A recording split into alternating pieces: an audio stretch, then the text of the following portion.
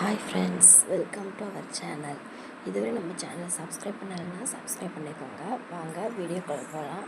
இன்றைக்கி நம்ம முட்டை ப்ளஸ் குடமிளகாய் வச்சு தான் ஒரு ரெசிபி பார்க்க போகிறோம். வாங்க.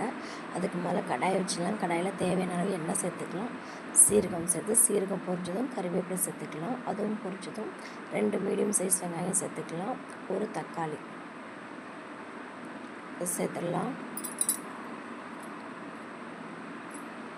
நல்லா வதக்கிடலாம். நீங்கள் வதக்கும் போதே உப்பு கூட சேர்த்துக்கலாம். இஞ்சி பூண்டு பேஸ்ட் 1 ஸ்பூன் சேர்த்துக்கலாம். இப்போ கட் பண்ணி வச்சுருக்க ஒரு தக்காளி சேர்த்துக்கலாம். சேர்த்துட்டு நல்லா மிக்ஸ் பண்ணிக்கலாம். கண்டிப்பாக ட்ரை பண்ணி பாருங்கள், எல்லாருக்குமே ரொம்ப பிடிக்கும்.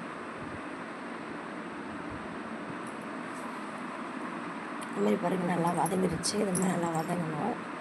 இப்போ நம்ம தனி மிளகாய் தூள் சேர்த்துக்கலாம். உங்கள் காரத்துக்கு தகுந்த மாதிரி சேர்த்துக்கோங்க. அப்புறம் 1 ஸ்பூன் சேர்த்துட்டு 1/2 ஸ்பூன் மல்லித்தூள், 1 ஸ்பூன் கரம் மசாலா சேர்க்குறேன். அப்புறம் மஞ்சத்தூள் ஒரு 1/2 ஸ்பூன்.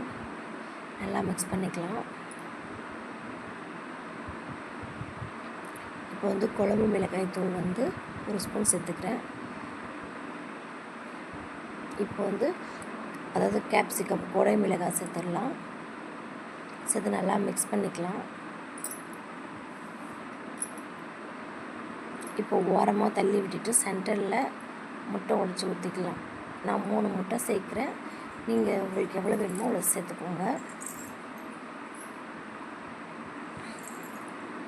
அப்படியே மிக்ஸ் பண்ணி விட்டுக்கலாம். கண்டிப்பாக ட்ரை பண்ணி பாருங்கள், சூப்பராக இருக்கும். பிள்ளைங்களுக்கு லஞ்ச் பாக்ஸ் கூட கொடுத்து அனுப்பலாம். இப்போ தேவையான அளவு உப்பு சேர்த்துக்கலாம். தூள் உப்பு சேர்க்கணும், கல் உப்பு சேர்க்கக்கூடாது. சேர்த்துட்டு நல்லா மிக்ஸ் பண்ணிடலாம். மிக்ஸ் பண்ணி எடுத்தால் சுவையான குடமிளகாய் ரெடி.